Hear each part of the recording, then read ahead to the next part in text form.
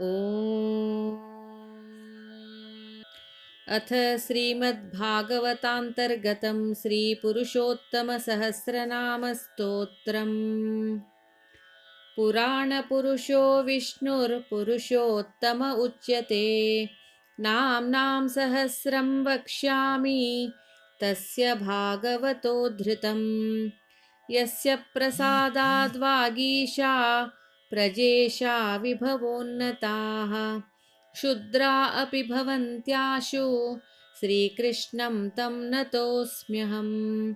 अनन्ता एव कृष्णस्य लीलानामप्रवर्तिकाः उक्ता भागवते गूढा प्रकटा अपि कुत्रचित्।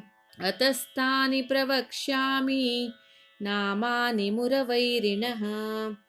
सहस्रं यैस्तु पठितं स्याशुकामृतम्। कृष्णनामसहस्रस्य ऋषिरग्निर्निरूपितः। गायत्री च तथा छन्दो देवता पुरुषोत्तमः। विनियोगसमस्तेषु पुरुषार्थेषु वै मतः। बीजं भक्तप्रियः शक्तिः सत्यवागुच्यते हरिः। भक्तोद्धरणयत्नस्तु मन्त्रोऽत्र परमो मतः। अवतारितभक्तांशः कीलकं परिकीर्तितम्। अस्त्रं सर्वसमर्थश्च गोविन्दकवचं मतः। पुरुषो ध्यानमत्रोक्तः सिद्धिः शरणसंस्मृतिः। अथ प्रथमस्कन्धीयनामानि। श्रीकृष्णश्च सच्चिदानन्दो नित्यलीलाविनोदकृत। सर्वागमविनोदी च लक्ष्मीशः पुरुषोत्तमः। आदिकालः सर्वकालः कालात्मा माययावृतः। भक्तोद्धारप्रयत्नात्मा जगत्कर्ता जगन्मयः। नामलीलापरो विष्णुर्व्यासात्मा शुकमोक्षदः। व्यापी वैकुण्ठदाता च श्रीमद्भागवतागमः। शुकवागमृताब्दीन्दुः शौनकाद्यखिलेष्टदः। भक्तिप्रवर्तकस्त्राता व्यासचिन्ताविनाशकः। सर्वसिद्धान्तवागात्मा नारदाद्यखिलेष्टदः। अन्तरात्मा ध्यानगम्यो भक्तिरत्नप्रदायकः। मुक्तोपस्त्रप्यः पूर्णात्मा मुक्तानां रतिवर्धनः। भक्तकार्यैकनिरतो द्रौण्यस्त्रविनिवारकः। भक्तस्मयप्रणेता च भक्तवाक्परिपालकः। ब्रह्मण्यदेवो धर्मात्मा भक्तानां च परीक्षकः। आसन्नहितकर्ता च मायाहितकरप्रभुः। उत्तराप्राणदाता च ब्रह्मास्त्रविनिवारकः। सर्वतः पाण्डवपतिः परीक्षिशुद्धिकारणम्। गूढात्मा सर्ववेदेषु भक्तैकहृदयङ्गमः। कुन्तीस्तुत्यप्रसन्नात्मा परमाद्भुतकार्यकृत। मुक्तिप्रदस्वामी भक्तमोहनिवारकः। सर्वावस्थासु संसेव्यः समः सुखहितप्रदः।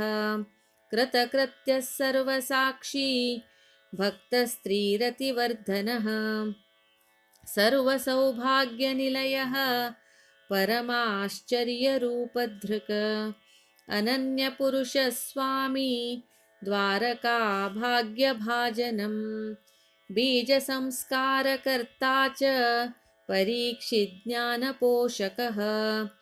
सर्वत्रपूर्णगुणकः सर्वभूषणभूषितः। सर्वलक्षणदाता च धृतराष्ट्रविमुक्तिदः। सन्मार्गरक्षको नित्यं विदुरप्रीतिपूरकः लीलाव्यामोहकर्ता च कालधर्मप्रवर्तकः पाण्डवानां मोक्षदाता परीक्षिद्भाग्यवर्धनः कलिनिग्रहकर्ता च धर्मादीनां च पोषकः सत्सङ्गज्ञानहेतुश्च श्रीभागवतकारणम्। अथ द्वितीयस्कन्धीयनामानि। प्राकृतादृष्टमार्गश्च श्रोतव्यः सकलागमैः कीर्तितव्यः शुद्धभावैः स्मर्तव्यश्चात्मवित्तमैः अनेकमार्गकर्ता च नानाविधगतिप्रदः पुरुषः सकलाधारः सत्त्वैकनिलयात्मभूः सर्वध्येयो योगगम्यो भक्त्या ग्राह्यः सुरप्रियः जन्मादिसार्थककृतिर्लीलाकर्ता पतिः सताम् आदिकर्ता तत्त्वकर्ता सर्वकर्ता विशारदः नानावतारकर्ता च ब्रह्माविर्भावकारणम् दशलीलाविनोदी च नानासृष्टिप्रवर्तकः अनेककल्पकर्ता च सर्वदोषविवर्जितः।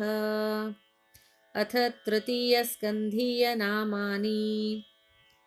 वैराग्यहेतुस्तीर्थात्मा सर्वतीर्थफलप्रदः तीर्थशुद्धैकनिलयः स्वमार्गपरिपोषकः तीर्थकीर्तिर्भक्तगम्यो भक्तानुशयकार्यकृत् भक्ततुल्यः सर्वतुल्यः स्वेच्छा सर्वप्रवर्तकः गुणातीतो नवध्यात्मा सर्गलीलाप्रवर्तकः साक्षात् सर्वजगत्कर्ता महदादिप्रवर्तकः मायाप्रवर्तकः साक्षी मायारतिविवर्धनः आकाशात्मा चतुर्मूर्तिर्चतुर्धा भूतभावनः रजप्रवर्तको ब्रह्मा मरीच्यादिपितामहः वेदकर्ता यज्ञकर्ता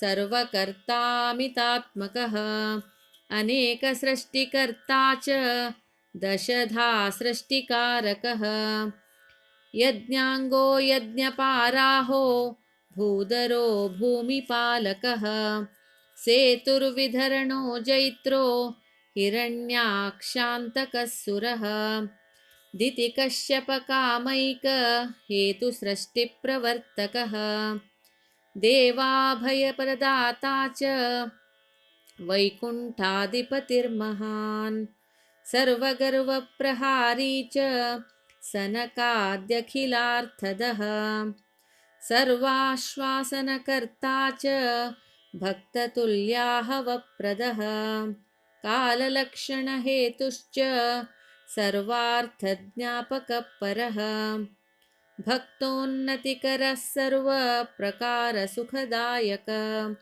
नानायुद्धप्रहरणो ब्रह्मशापविमोचकः पुष्टिसर्गप्रणेता च गुणसृष्टिप्रवर्तकः कर्दमेष्टप्रदाता च देवहूत्यखिलार्थदः शुक्लनारायणः सत्यकालधर्मप्रवर्तकः ज्ञानावतारः शान्तात्मा कपिलः कालनाशकः त्रिगुणाधिपतिः साङ्ख्यशास्त्रकर्ता विशारदः सर्गदूषणाहारी च पुष्टिमोक्षप्रवर्तकः लौकिकानन्ददाता च ब्रह्मानन्दप्रवर्तकः भक्तिसिद्धान्तवक्ता च सगुणज्ञानदीपकः आत्मप्रदपूर्णकामो योगात्मा योगभावितः जीवन्मुक्तिप्रदः श्रीमान् अन्यभक्तिप्रवर्तकः कालसामर्थ्यदाता च कालदोषनिवारकः गर्भोत्तमज्ञानदाता कर्ममार्गनियामकः सर्वमार्गनिराकर्ता भक्तिमार्गैकपोषकः सिद्धिहेतुः सर्वहेतु सर्वाश्चर्यैककारणम् चेतनाचेतनपतिः समुद्रपरिपूजितः साङ्ख्याचार्यस्तुतः सिद्धः पूजितः सर्वपूजितः। अथ चतुर्थस्कन्धीयनामानि विसर्गकर्ता सर्वेशः कोटिसूर्यसमप्रभः अनन्तगुणगम्भीरो महापुरुषपूजितः अनन्तसुखदाता च ब्रह्मकोटिप्रजापतिः सुधाकोटिस्वास्थ्यहेतुः कामधुक्कोटिकदः समुद्रकोटिगम्भीरस्तीर्थकोटिमाह्वयः सुमेरुकोटिनिष्कम्पः कोटिब्रह्माण्डविग्रहः कोट्यश्वमेधपापघ्नो वायुकोटिमहाबलः कोटीन्दुजगदानन्ददी शिवकोटिप्रसादकृत् सर्वसद्गुणमाहात्म्यः सद्गुणभाजनम् मन्वादिप्रेरको धर्मो यज्ञनारायणपरः आकूतिसूनुर्देवेन्द्रो रुचिजन्माभयप्रदः दक्षिणापतिरोजस्वी क्रियाशक्तिपरायणः दत्तात्रेयो योगपतिर्योगमार्गप्रवर्तकः अनसूयागर्भरत्नं ऋषिवंशविवर्धकः गुणत्रयविभागज्ञश्चतुर्वर्गविशारदः नारायणो धर्मसूनुः मूर्तिपुण्ययशस्करः सहस्रकवचच्छेदी तपःसारो नरप्रियः विश्वानन्दप्रदः कर्म साक्षी भारतपूजितः अनन्ताद्भुतमाहात्म्यो बदरीस्थानभूषणम् जितकामो जितक्रोधो जितसङ्गो जितेन्द्रियः ऊर्वशी प्रभवः स्वर्ग सुखदायी स्थितिप्रदः अमानी मानदो गोप्ता भगवः शास्त्रबोधकः ब्रह्मादिवन्द्यो हंसः श्रीर्माया वैभवकारणम् विविधानन्तसर्गात्मा विश्वपूरणतत्परः यज्ञजीवनहेतुश्च यज्ञस्वामीष्टबोधकः नानासिद्धान्तगम्यश्च सप्ततन्तुश्च षड्गुणः प्रतिसर्गजगत्कर्ता नानालीलाविशारदः ध्रुवप्रियो ध्रुवस्वामी चिन्तिताधिकदायकः दुर्लभानन्दफलदो दयानिधिरमित्रः अङ्गस्वामी कृपासारो वैन्यो भूमिनियामकः भूविदोग्धा प्रजाप्राणपालनैकपरायणः यशोदाता ज्ञानदाता सर्वधर्मप्रदर्शकः पुरञ्जनो जगन्मित्रं विसर्गान्तप्रदर्शनः प्रचेतशां प्रतिश्चित्र भक्तिहेतुर्जनार्दन स्मृतिहेतुब्रह्मभाव सायुज्यादिप्रदः शुभः। अथ पञ्चमस्कन्धीयनामानि विजयी स्थितिलीलाब्धिरच्युतो विजयप्रदः स्वसामर्थ्यप्रदो भक्तकीर्तिहेतुरधोक्षजः प्रियव्रतप्रियस्वामी स्वेच्छावादविशारदः संज्ञगम्यः स्वप्रकाशः सर्वसङ्गविवर्जितः इच्छायां स समर्यादास्त्यागमात्रोपलम्भनः अचिन्त्यकार्यकर्ता च तर्कागोचकार्यकृत शृङ्गाररसमर्यादा अग्निध्ररसभाजनम् नाभीष्टपूरककर्म मर्यादादर्शनो रत्सुकः सर्वरूपोद्भूततमो मर्यादा पुरुषोत्तमः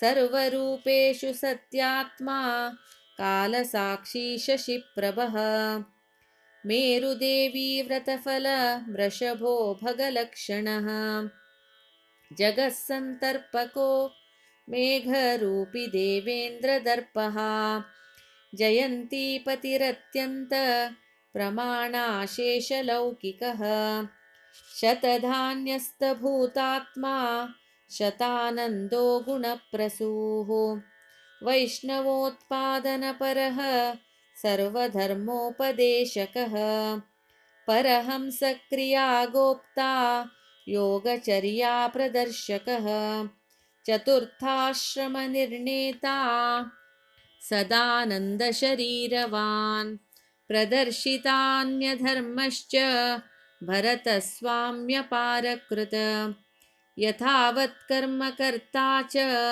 सङ्गानिष्ठप्रदर्शकः आवश्यकपुनर्जन्म कर्ममार्गप्रदर्शकः यज्ञरूपमृगः शान्तः सहिष्णुः सत्पराक्रमः रहुगणगतिज्ञश्च रहुगणविमोचकः भवाटवीतत्त्ववक्ता बहिर्मुखहिते रतः गयस्वामी स्थानवंशकर्ता स्थानविभेदकृत पुरुषावयवो भूमि विशेषविनिरूपकः जम्बूद्वीपपतिर्मेरु नाभिपद्मरुहाश्रयः नानाविभूतिलीलाढ्यो गङ्गोत्पत्तिनिदानकृत गङ्गामाहात्म्यहेतुश्च गङ्गारूपोऽतिगूढकृत वैकुण्ठदेहहेत्वम्भूजन्मकृत्सर्वपावनः शिवस्वामी शिवोपास्यो गूढसङ्कर्षणात्मकः स्थानरक्षार्थमत्स्यादिरूपः स वैकपूजितः उपास्य नानारूपात्मा ज्योतिरूपो गतिप्रदः सूर्यनारायणो वेद कान्तिरुज्ज्वलवेषधृक् हंसोऽन्तरिक्षगमनः सर्वप्रसवकारणम् आनन्दकर्ता वसुदो बुधो वाक्पतिरुज्ज्वलः कालात्मा कालकालश्च कालश्चेदक्रदुत्तमः शिशुमारः सर्वमूर्तिराधिदैविकरूपधृक् अनन्तसुखभोगाढ्यो विवरैश्वर्यभाजनम् सङ्कर्षणो दैत्यपतिः सर्वाधारो बृहद्वपुः अनन्तनरकश्चेदी स्मृतिमात्रार्तिनाशनः अथ षष्ठस्कन्धीयनामानि सर्वानुग्रहकर्ता च मर्यादाभिन्नशास्त्रकृत कालान्तकभयश्चेदी नाम सामर्थ्यरूपधृक् उद्धारार्पः गोप्त्रात्मा नामादिप्रेरकोत्तमः उद्धारानर्हगोप्त्रात्मा नामादिप्रेरकोत्तमः अजामिलमहादुष्ट मोचकोऽघविमोचकः धर्मवक्ता क्लिष्टवक्ता विष्णुधर्मस्वरूपधृक् सन्मार्गप्रेरको धर्ता त्यागहेतुरधोक्षजः वैकुण्ठपुरनेता च दाससंवृद्धिकारकः दक्षप्रसादकृद्धंस गुह्यस्तुतिविभावनः स्वाभिप्रायप्रवक्ता च भक्तजीवप्रसूतिकृत नारदप्रेरणात्मा च हर्यश्वब्रह्मभावनः शबलाश्वहितो गूढवाक्यार्थज्ञापनक्षमः गूढार्थज्ञापनः सर्व मोक्षानन्दप्रतिष्ठितः पुष्टिप्ररोहहेतुश्च दासैकज्ञातहृद्गतः शान्तिकर्ता सुहितकृत स्त्रीप्रसू सर्वकामधृक् पुष्टिवंशप्रणेता च विश्वरूपेष्टदेवता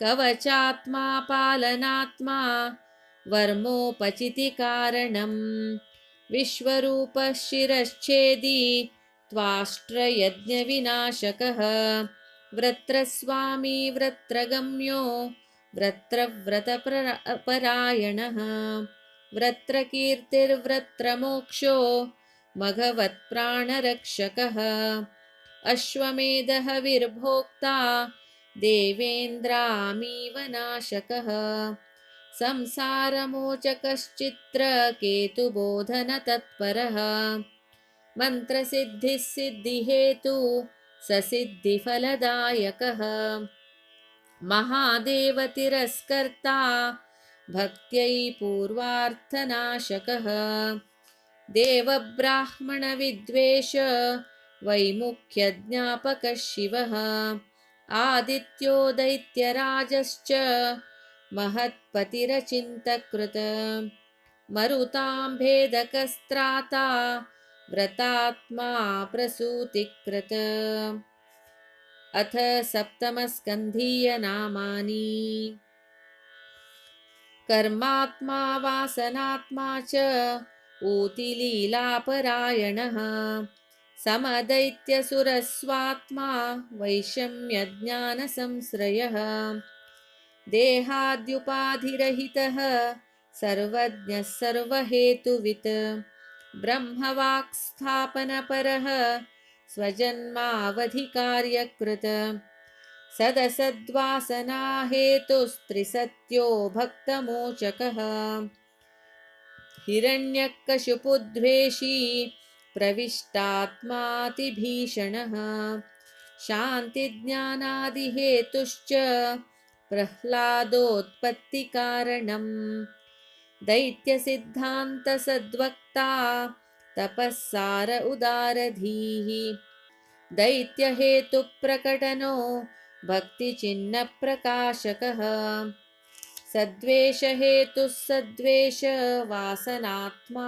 निरन्तरः नैष्ठुर्यसीमा प्रह्लादवत्सल संदोषः महानुभावः साकारः सर्वाकारप्रमाणभूः स्तम्भप्रसूतिर्नृहरिर्नृसिंहो भीमविक्रमः विकटास्यो ललज्जिह्वो नखशस्त्रो जवोत्कटः हिरण्यकशिपुच्छेदी क्रूरदैत्यनिवारकः सिंहासनस्थक्रोधात्मा लक्ष्मीभयविवर्धनः ब्रह्माद्यत्यन्तभयभूपूर्वाचिन्त्यरूपधृक् भक्तैकशान्तरधयो भक्तस्तुत्यस्तुतिप्रियः भक्ताङ्गलेहनोद्धूत क्रोधपुञ्जप्रशान्तधीः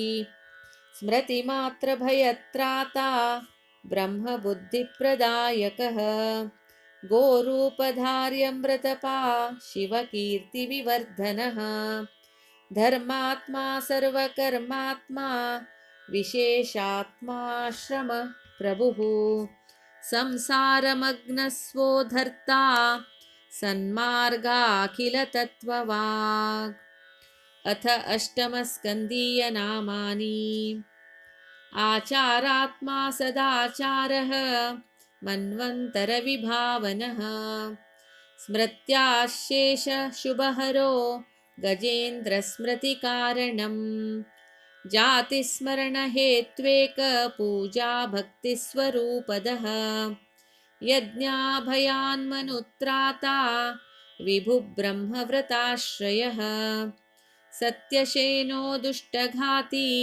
हरिर्गजविमोचकः वैकुण्ठो लोककर्ता च अजितोऽमृतकारणम् उरुक्रमो भूमिहर्ता सार्वभौमो बलिप्रियः विभुः सर्वहितैकात्मा विश्वक्सेनः शिवप्रियः धर्मसेतुर्लोकधृतिः सुधामान्तरपालकः उपहर्ता योगपतिर्बृहद्भानुक्रियापतिः चतुर्दश प्रमाणात्मा धर्मो मन्वादिबोधकः लक्ष्मीभोगैकनिलयो देवमन्त्रप्रदायकः दैत्यव्यामोहकः साक्षात् गरुडस्कन्दसंश्रयः लीलामन्दरधारी च दैत्यवासुकिपूजितः समुद्रोन्मथनायत्तो विघ्नकर्ता स्ववाक्यकृत चतुर्दशमहारत्नो लक्ष्मीसौभाग्यवर्धनः धन्वन्तरी सुधाहस्तो यज्ञभोक्तार्तिनाशनः आयुर्वेदप्रणेता च देवदैत्याखिलार्चितः बुद्धिव्यामोहको देवकार्यसाधनतत्परः स्त्रीरूपो मायया वक्ता दैत्यान्तःकरणप्रिया पायितामृतदेवांशो युद्धहेतुस्मृतिप्रदः सुमालिमालिवधकृन्माल्य व्रत्प्राणहारकः सुमालीमालिववदक्रन्माल्यव्रत्प्राणहारकः कालनेमिशिरच्छेदी दैत्ययज्ञविनाशकः इन्द्रसामर्थ्यदाता च दैत्यशेषस्थितिप्रियः शिवव्यामोहको मायी भृगुमन्त्रस्वशक्तिदः बलिजीवनकर्ता च स्वर्गहेतुर्व्रतार्चितः अदित्यानन्दकर्ता च कश्यपादितिसम्भवः उपेन्द्र इन्द्रावरजो वामनब्रह्मरूपधृक् ब्रह्मादिसेवितवपुर्यज्ञपावनतत्परः यज्ञोपदेशकर्ता च ज्ञापिता शेषसंस्थितः सत्यार्थप्रेरकः सर्वहर्ता गर्वविनाशकः त्रिविक्रमस्त्रिलोकात्मा विश्वमूर्तिप्रथुश्रवाः पाशबद्धबलिः सर्वदैत्यपक्षोपमर्दकः सुतलस्थापितबलिः स्वर्गाधिकसुखप्रदः कर्मसम्पूर्तिकर्ता च स्वर्गसंस्थापितामरः ज्ञातत्रिविधधर्मात्मा महामीनोऽब्धिसंश्रयः सत्यव्रतप्रियो गोप्ता मत्स्यमूर्तिधृतश्रुतिः शृङ्गबद्धधृतक्षोणिः सर्वार्थज्ञापको गुरुः अथ नवमस्कन्धीयनामानि ईशसेवकलीलात्मा सूर्यवंशप्रवर्तकः सोमवंशोद्भवकरो मनुपुत्रगतिप्रदः अम्बरीषप्रियः साधुर्दुर्वासो गर्वनाशकः ब्रह्मशापोपसंहर्ता भक्तः कीर्तिविवर्धनः इक्ष्वाकुवंशजनकः सगराद्यखिलार्थदः भगीरथमहायत्नो गङ्गाधौताङ्घ्रिपङ्कजः ब्रह्मस्वामी शिवस्वामी सगरात्मजमुक्तिदः खट्वाङ्गमोक्षहेतुश्च रघुवंशविवर्धनः रघुनाथो रामचन्द्रो रामभद्रो रघुप्रियः अनन्तकीर्तिः पुण्यात्मा पुण्यश्लोकैकभास्करः कोशलेन्द्रप्रमाणात्मा सेव्यो दशरथात्मजः लक्ष्मणो भरतश्चैव शत्रुघ्नो व्यूहविग्रहः विश्वामित्रप्रियो दान्तस्ताडकावधमोक्षदः वायव्यास्त्राब्धिनिक्षिप्त मारीचश्च सुबाहुः वृषध्वजधनुर्भङ्ग प्राप्तसीतामहोत्सवः। सीतापतिर्भृगुपति गर्वपर्वतनाशकः। अयोध्यास्थमहाभोगयुक्तलक्ष्मीविनोदवान्। कैकेयी वाक्यकर्ता च पितृवाक्परिपालकः। वैराग्यबोधकोऽनन्य सात्विकस्थानबोधकः। अहल्या दुःखहारी च गुहस्वामी सलक्षणः। चित्रकूटप्रियस्थानो दण्डकारण्यपावनः। शरभङ्गसुतीक्ष्णादि पूजितोऽगस्त्यभाग्यभूः। ऋषिसम्प्रार्थितकृतिर्विराधवधपण्डितः। छिन्नशूर्पणखानासः खरदूषणघातकः। एकबाणहतानेकसहस्रबलराक्षसः। मारीचघाती नियत सीतासम्बन्धशोभितः। सीतावियोगनाट्यश्च जटायुर्वधमोक्षदः। शबरीपूजितो भक्त हनुमत्प्रमुखाव्रतः। दुन्दुभ्यस्तिप्रहरणः सप्ततालविभेदनः। सुग्रीवराज्यदो वाली घाती सागरशोषणः। सेतुबन्धनकर्ता च विभीषणहितप्रदः। रावणादिशिरच्छेदी राक्षसागौघनाशकः। सीताभयप्रदाता च पुष्पकागमनोत्सुकः। अयोध्यापतिरत्यन्त सर्वलोकसुखप्रदः। मथुरापुरनिर्माता सुकृतज्ञस्वरूपदः। जनकज्ञानगम्यश्च ऐलान्तप्रकटश्रुतिः। हैहयान्तकरो रामो दुष्टक्षत्रविनाशकः। सोमवंशहितैकात्मा यदुवंशविवर्धनः। अथ दशमस्कन्धीयनामानि। परब्रह्मावतरणः केशवक्लेशनाशनः। भूमिभारावतरणो भक्तार्थाखिलमानसः। सर्वभक्तनिरोधात्मा लीलानन्तनिरोधकृत। भूमिष्ठपरमानन्दो देवकी शुद्धिकारणम्। वसुदेवज्ञाननिष्ठ समजीवनिवारकः। सर्ववैराग्यकरणस्वलीलाधारशोधकः।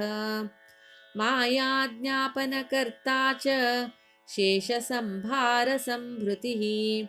भक्तक्लेशपरिज्ञाता तन्निवारणतत्परः। आविष्टवसुदेवांशो देवकी गर्भभूषणम्। पूर्णतेजोमयः पूर्ण कंसादृश्यप्रतापवान्। विवेकज्ञानदाता च ब्रह्माद्याखिलसंस्तुतः। सत्यो जगत्कल्पतरुर्नानारूपविमोहनः। भक्तिमार्गप्रतिष्ठाता विद्वन्मोहप्रवर्तकः। मूलकालगुणद्रष्टा नयनानन्दभाजनम्। वसुदेवसुखाब्धिश्च देवकी नयनामृतम्। पितृमात्रस्तुतः पूर्व सर्ववृत्तान्तबोधकः। गोकुलागतिलीलाप्त वसुदेवकरस्थितिः। सर्वेशत्वप्रकटनो मायावृत्त्ययकारक। ज्ञानमोहितदुष्टेशः प्रपञ्चास्मृतिकारणम्। यशोदानन्दनो नन्दभाग्यभूगोकुलोत्सवः। नन्दप्रियो नन्दसूनुर्यशोदायास्तनन्दयः। पूतनासुपयस्पाता मुग्धभावातिसुन्दरः। सुन्दरी हृदयानन्दो गोपीमन्त्राभिमन्त्रितः। गोपालाश्चर्यरसकृत शकटासुरखण्डनः। नन्दव्रजजनानन्दी नन्दभाग्यमहोदयः तृणावर्तवधोत्साहो यशोदाज्ञानविग्रहः बलभद्रप्रियकृष्णः सङ्कर्षणसहायवान् रामानुजो वासुदेवो गोष्ठाङ्गणमतिप्रियः किङ्किणीरवभावज्ञो वत्सपुच्छावलम्बनः नवनीतप्रियो गोपी मोहसंसारनाशकः गोपबालकभावज्ञश्चौर्यविद्याविशारदः मृत्स्याभक्षणलीलास्य माहात्म्याज्ञानदायकः धराद्रोणप्रीतिकर्ता दधिभाण्डविभेदनः दामोदरो भक्तवस्यो यमलार्जुनभञ्जनः बृहद्वनमहाश्चर्यो वृन्दावनगतिप्रियः वत्सघाती बालकेलिर्बकासुरनिषूदनः अरण्यभोक्ताप्यथवा बाललीलापरायणः प्रोत्साहजनकश्चैव मघासुरनिषूदनः व्यानमोक्षप्रदः पुष्टो ब्रह्ममोहप्रवर्धनः अनन्तमूर्तिः सर्वात्मा जङ्गमस्थावरकृतिः ब्रह्ममोहनकर्ता च स्तुत्यात्मा सदा प्रियः पौगुण्डलीलीलाभिरति गोचारणपरायणः वृन्दावनलता गुल्म वृक्षरूपनिरूपकः नादब्रह्मप्रकटनो वयप्रतिकृतिस्वनः बर्हि नृत्यानुकरणो गोपालानुकृतिस्वनः सदाचारप्रतिष्ठाता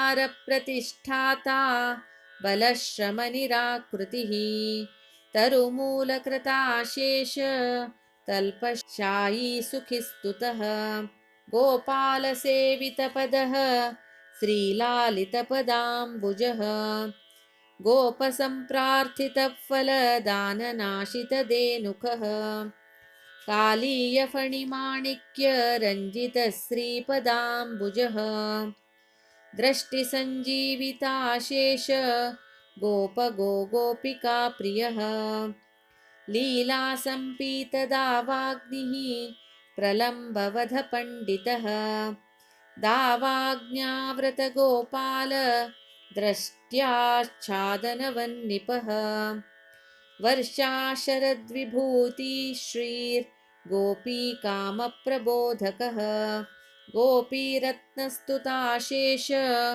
वेणुवाद्यविशारदः कात्यायनी व्रतव्याज सर्वभावाश्रिताङ्गनः सत्सङ्गतिस्तुतिव्याज स्तुतवृन्दावनाङ्घ्रिपः गोपक्षुश्चान्तिसंव्याज विप्रभार्या प्रसादकृत हेतुप्राप्तेन्द्रयागस्व कार्यगोसव बोधकः शैलरूपकृताशेष रसभोगसुखावहः लीलागोवर्धनोद्धार पालितस्वव्रजप्रियः गोपस्वच्छन्दलीलार्थ गर्गवाक्यार्थबोधकः इन्द्रधेनुस्तुतिप्राप्त गोविन्देन्द्राभिधानवान् व्रतादिधर्मसंसक्त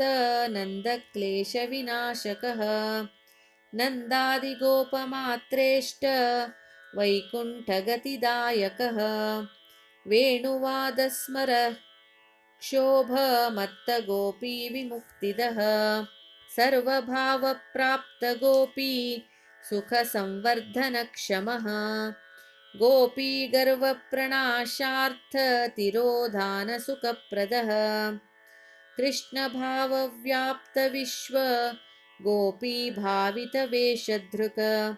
राधाविशेषसम्भोग प्राप्तदोषनिवारकः परमप्रीतिसङ्गीत सर्वाद्भुतमहागुणः मानापनोदनाक्रन्द गोपीदृष्टिमहोत्सवः गोपिकाव्याप्तसर्वाङ्गः स्त्रीसम्भाषाविशारदः रासोत्सवमहासौख्य गोपीसम्भोगसागरः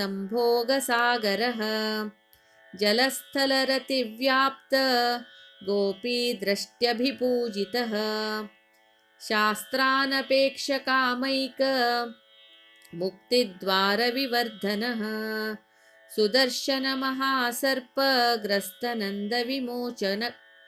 विमोचकः गीतमोहितगोपीधृक् शङ्खचूडविनाशकः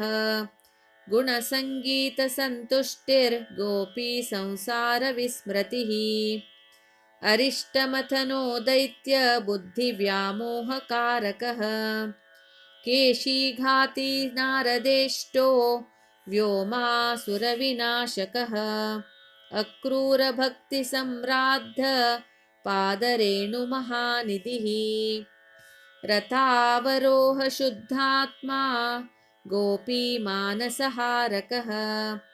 हृदसन्दर्शिताशेष वैकुण्ठाक्रूरसंस्तुतः मथुरागमनोत्साहो मथुराभाग्यभाजनम् मथुरानगरी शोभा दर्शनोत्सुकमानसः दुष्टरञ्जकघाती च वायकार्चितविग्रहः वस्त्रमालाशुशोभाङ्गः कुब्जालेपनभूषितः कुब्जासुरूपकर्ता च कुब्जारतिवरप्रदः प्रसादरूपसन्तुष्ट हरकोदण्डखण्डनः शकलाहतकंसाप्त धनुरक्षकसैनिकः जाग्रतस्वप्नभयव्याप्त मृत्युलक्षणबोधकः मथुरामल्ल ओजस्वी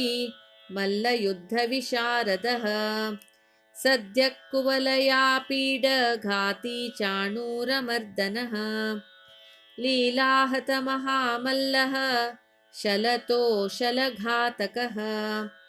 कंसान्तकोजितामित्रो वसुदेवविमोचकः ज्ञाततत्त्वपितृज्ञान मोहनामृतवाङ्मयः उग्रसेनप्रतिष्ठाता यादवाधिविनाशनः नन्दादिसान्त्वनकरो ब्रह्मचर्यव्रते स्थितः गुरुशुश्रूषणपरो विद्यापारमितेश्वरः सान्दीपनीमृतापत्यदाता कालान्तकादिजित् गोकुलाश्वासनपरो यशोदानन्दपोषकः गोपिकाविरहव्याज मनोगतिरतिप्रदः समोद्भवभ्रमरवाक् गोपिकामोहनाशकः कुब्जारतिप्रदो क्रूर पवित्रीकृतभूग्रहः प्रथा दुःखप्रणेता च पाण्डवानां सुखप्रदः अथ दशमस्कन्धोत्तरार्धीय नामानि जरासन्धसमानीत सैन्यघाती विचारकः यवनव्याप्तमथुरा जनदत्तकुशस्थली द्वारकाद्भुतनिर्माण विस्मापितसुरासुरः मनुष्यमात्रभोगार्थ भूम्या नीतेन्द्रवैभवः यवनव्याप्तमथुरा निर्गमानन्दविग्रहः मुचुकुन्दमहाबोध यवनप्राणदर्पः मुचुकुन्दस्तुताशेष गुणकर्ममहोदयः फलप्रदानसन्तुष्टिर्जन्मान्तरितमोक्षदः शिवब्राह्मणवाक्याप्त जयभीतिविभावनः प्रवर्षणप्रार्थिताग्नि दानपुण्यमहोत्सवः रुक्मिणीरमणः काम पिता प्रद्युम्नभावनः स्यमन्तकमणिव्याज प्राप्तजाम्बवती पतिः सत्यभामा प्राणपतिः कालिन्दीरतिवर्धनः मित्रविन्दापतिः सत्यापतिर्वृषनिषूदनः भद्रावाञ्छितभर्ता च लक्ष्मणावरणक्षमः इन्द्रादिप्रार्थितवध नरकासुरसूदनः मुरारिपीठहन्ता च ताम्रादिप्राणहारकः षोडशस्त्रीसहस्रेशः छत्रकुण्डलदानकृत पारिजातापहरणो देवेन्द्रमदनाशकः रुक्मिणीसम सर्वस्त्रीसाध्यभोगरतिप्रदः रुक्मिणीपरिहासोक्ति वाक्तिरोधानकारकः पुत्रपौत्रमहाभाग्य गृहधर्मप्रवर्तकः शम्बरान्तकसत्पुत्र विवाहहतरुक्मिकः उषापहृतपौत्र श्री बाणबाहुनिवारकः शीतज्वरभयव्याप्त ज्वरसंस्तुतषड्गुणः शङ्करप्रतियोद्धा च द्वन्द्वयुद्धविशारदः नृगपापप्रभेत्ता च ब्रह्मस्वगुणदोषधृक् विष्णुभक्तिविरोधैक ब्रह्मस्वविनिवारकः बलभद्राहितगुणो गोकुलप्रीतिदायकः गोपीस्नेहैकनिलयो गोपीप्राणस्थितिप्रदः वाक्यातिगामी यमुना हलाकर्षणवैभवः पौण्ड्रकत्याजितस्पर्धः काशीराजविभेदनः काशीनिदाहकरणः शिवभस्मप्रदायकः द्विविधप्राणघाती च कौरवाखिर्वगर्वनुत लाङ्गलाकृष्टनगरी संविघ्नाखिलनागरः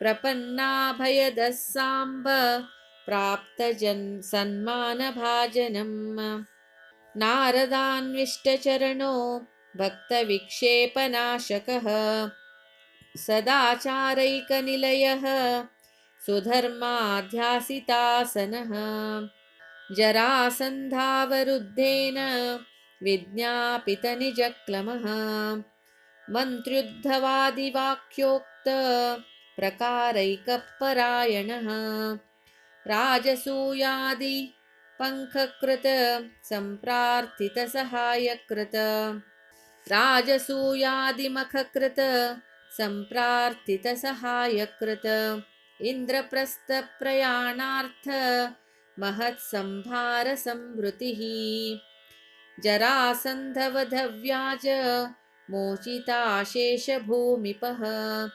सन्मार्गबोधको यज्ञ क्षितिवारणतत्परः शिशुपालहतिव्याज जयशापविमोचकः दुर्योधनाभिमानाब्धि शोषबाणव्रकोदरः महादेववरप्राप्त पुरशाल्व विनाशकः दन्तवक्त्रवधव्याज विजयाघौगनाशकः विदूरथप्राणहर्ता न्यस्तशस्त्रास्त्रविग्रहः उपधर्मविलिप्ताङ्ग सूतघातीवरप्रदः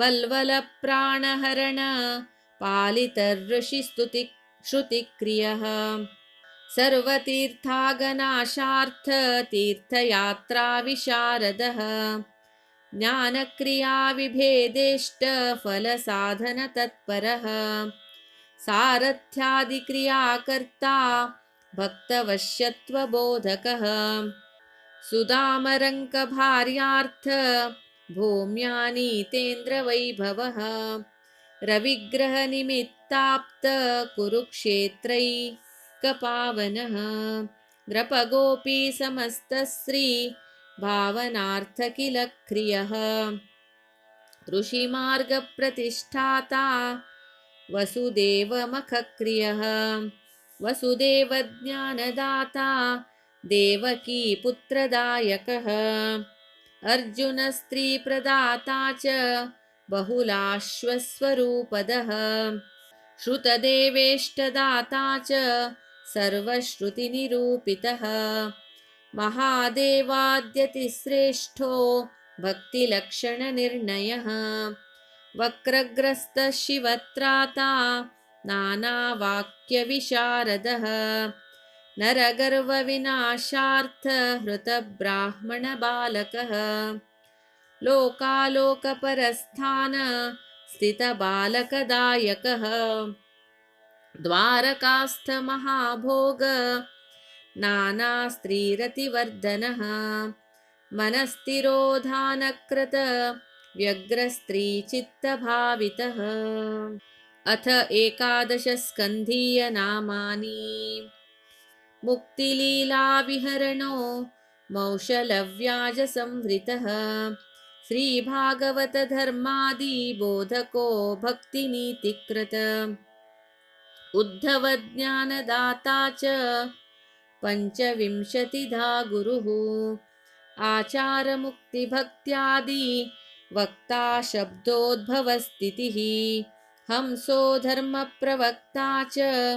सनकाद्युपदेशकृत भक्तिसाधनवक्ता च योगसिद्धिप्रदायकः नानाविभ्रति वक्ता च शुद्धधर्मावबोधकः मार्गत्रयविभेदात्मा नानाशङ्कानिवारकः भिक्षुगीताप्रवक्ता च शुद्धसाङ्ख्यप्रवर्तकः मनोगुणविशेषात्मा ज्ञापकोक्तपुरूरवाः पूजाविधिप्रवक्ता च सर्वसिद्धान्तबोधकः लघुस्वमार्गवक्ता च स्वस्थानगतिबोधकः यादवाङ्गोपसंहर्ता सर्वाश्चर्यगतिक्रियः अथ द्वादशस्कन्धीयनामानि कालधर्मविभेदार्थवर्णनाशनतत्परः बुद्धो गुप्तार्थवक्ता च नानाशास्त्रविधायकः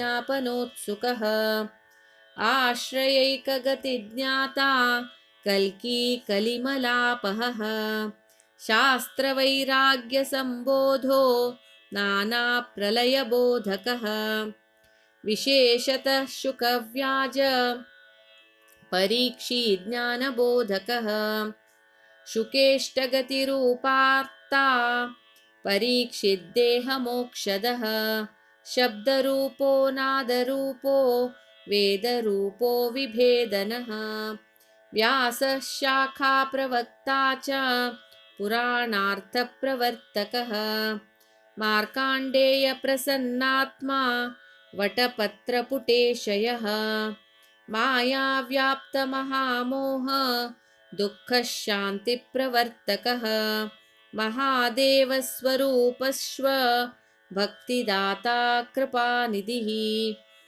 आदित्यान्तर्गतः कालो द्वादशात्मा सुपूजितः श्रीभागवतरूपश्च सर्वार्थफलदायकः इतीदं कीर्तनीयस्य हरेर्नामसहस्रकम् पञ्चसप्ततिविस्तीर्णं पुराणान्तरभाषितम् यः एतत् प्रातरुत्थाय श्रद्धावान् सुसमाहितः जपेदर्ताहितमतिः स गोविन्दपदं व्रजेत् सर्वधर्मविनिर्मुक्तः सर्वसाधनवर्जितः एतद्धारणमात्रेण कृष्णस्य पदवी व्रजेत् हर्यावेशितचित्तेन श्रीभागवतसागरात्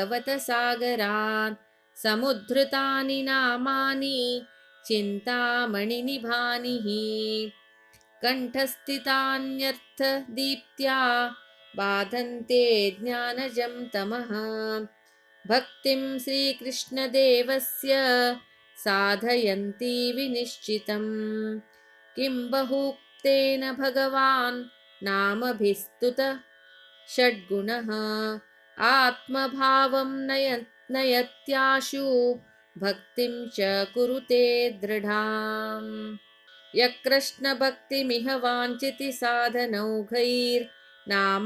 भासुरयशांसि जपेत्स नित्यम् तं वै हरिस्वपुरुषं कुरुतेति शीघ्रम् आत्मार्पणं समधिगच्छति भावतुष्टः श्रीकृष्ण कृष्ण सकवृष्णि वृषावनिधृ राजन्यवंशदहनानपवर्गवीर्य गोविन्द गोपवनिता व्रजभृत्यगीत तीर्थश्रवश्रवणमङ्गल पाहि भृत्यान् श्रीकृष्ण कृष्ण सखवृष्णि वृषावनिधृ राजन्यवंशदहनानपवर्गवीर्य गोविन्द गोपवनिता व्रजभृत्यगीत तीर्थश्रवश्रवणमङ्गल पाहि भृत्यान् हरिः ओम् इति श्रीमद्भागवत सारसमुच्चये वैश्वानरोक्तं श्रीपुरुषोत्तमसहस्रनामस्तोत्रम् सम्पूर्णम्।